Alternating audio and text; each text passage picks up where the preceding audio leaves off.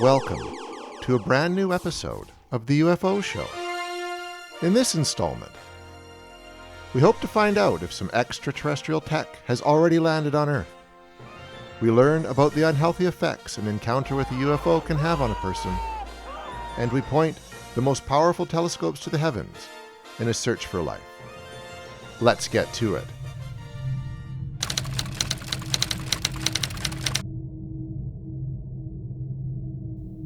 All UFO enthusiasts should know the name Avi Loeb by now. He's by far our favorite Harvard professor, the head of the Galileo Project, whose goal it is to find and communicate with extraterrestrial life. He's also the scientist who believed that the first interstellar object to ever pass through our solar system, Oumuamua, was actually an alien probe. But recently, it's been unveiled that Oumuamua wasn't the first interstellar object that we've ever had a close encounter with. Turns out a meteor, or what the government is calling a meteor, that crashed into Earth 8 years ago was the first object from outside of the solar system to crash into us. And naturally, Avi Loeb wonders if this too has been sent to us from beings above. In 2014, a meteor crashed off the coast of Manus Island, Papua New Guinea. After much research, Avi Loeb and his student Amir Siraja wrote a paper in 2019 titled Discovery of a Meteor of Interstellar Origin.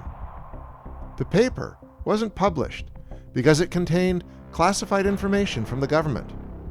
Fast forward 8 years, and the US Space Command, via Twitter, released a statement that, yes indeed, that meteor counts as an interstellar object, one that came 3 years before the sightings of Oumuamua. Thank you for watching the UFO Show, and I ask that if you enjoy our shows, subscribe to our channel right now, like this video, and click on the bell so you can be notified each time a new video goes up. Now back to the show. To no one's surprise, Dr. Loeb isn't satisfied with this and wants to get to the bottom of it. Literally. In an article for The Debrief, Loeb explains that this is a watershed moment for the scientific community, and explains that he wants to head a mission down to the bottom of the Pacific to scoop up the debris from the crashed interstellar object, going so far as to say he's currently engaged in designing said exposition. Now for the juicy part. For Loeb, the fundamental question is whether any interstellar meteor might indicate a composition that is unambiguously artificial in origin. Meaning, of course, maybe what's down there is more than a simple meteor. And if indeed it's technological in origin, Loeb would fulfill a dream to, quote, press some buttons on a functional piece of equipment that was manufactured outside of Earth. Loeb wraps up the article by saying, quote, this gives a whole new meaning to a fishing expedition, in this case, one involving extraterrestrial equipment. It goes without saying that we hope against hope that Loeb gets to go on his fishing expedition, and that he finds what he's looking for. Imagine if that interstellar meteor did indeed have some buttons to push, and what that could mean for our understanding of the universe. Get your nets ready, Avi. We hope you come back with a big one.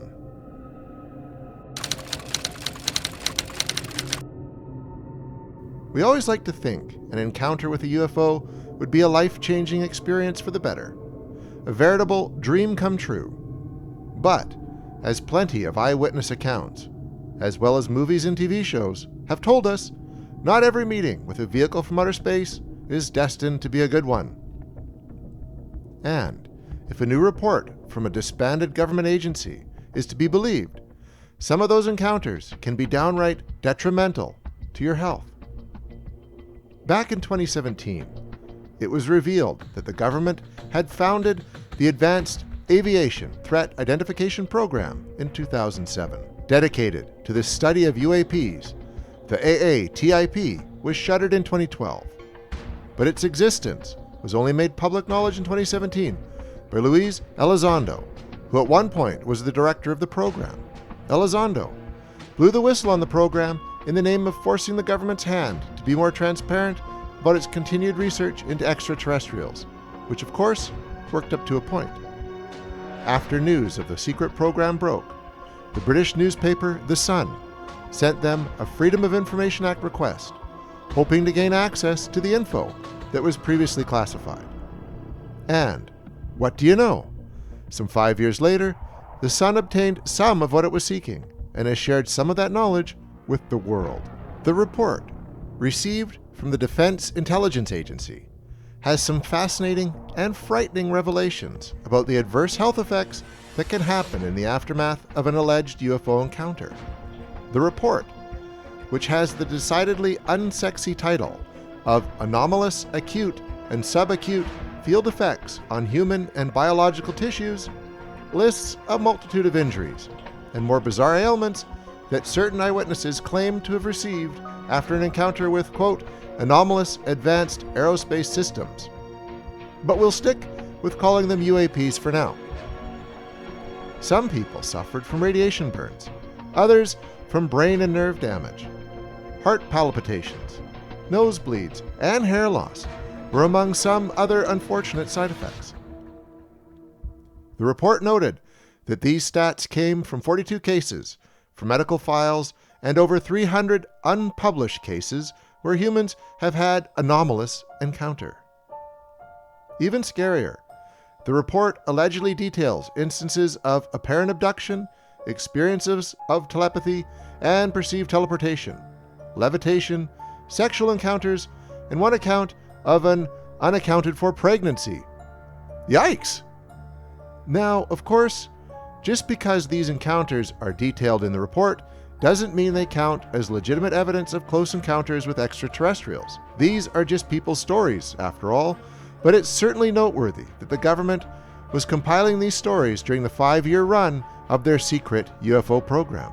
While The Sun allegedly received over 1,500 files from the government, they note that in a statement the report notes classified information exists that is highly pertinent to the subject of the study, and only a small part of the classified literature has been released. Guess that shouldn't come as a huge surprise. But it's compelling to think about what they weren't ready to release. All that said, the next time you go looking for a close encounter, maybe bring a hazmat suit or a lead apron, something to protect against the potential radiation burns. And if you don't want an unaccounted for pregnancy, well, we'll just leave that one alone for now.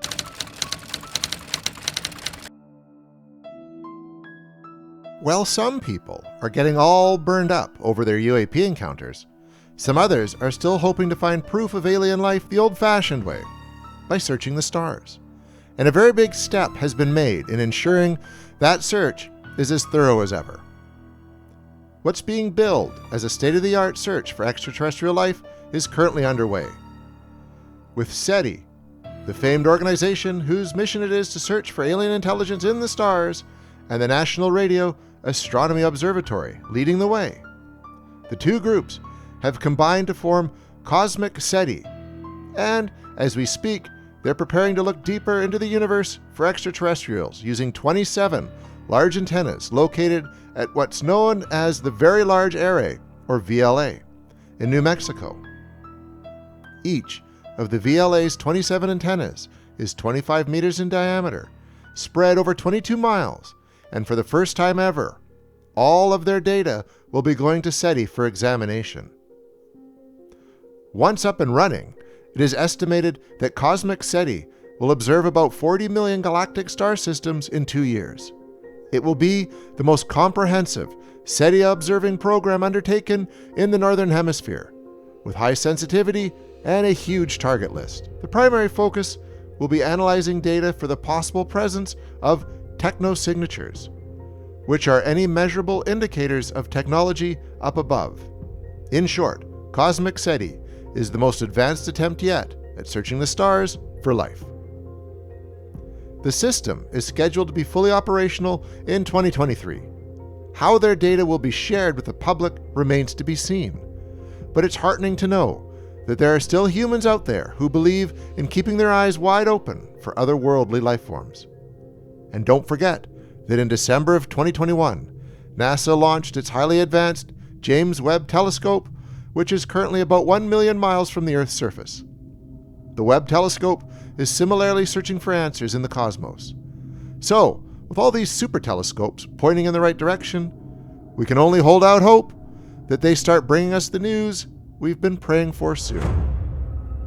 That's it for now, folks. The truth is out there, somewhere, and we're going to be keeping an eye on things for all you true believers. And if you have anything to share with us, don't hesitate to send us an email at ufoshow@joeblow.com. We're eager to hear from all of our fellow UFO and outer space enthusiasts. Also, please share your thoughts and any cool extraterrestrial news you have in the comments section. Finally, don't forget to subscribe to this channel, as we're going to be your one-stop shop for all things alien going forward. Until next month, keep watching.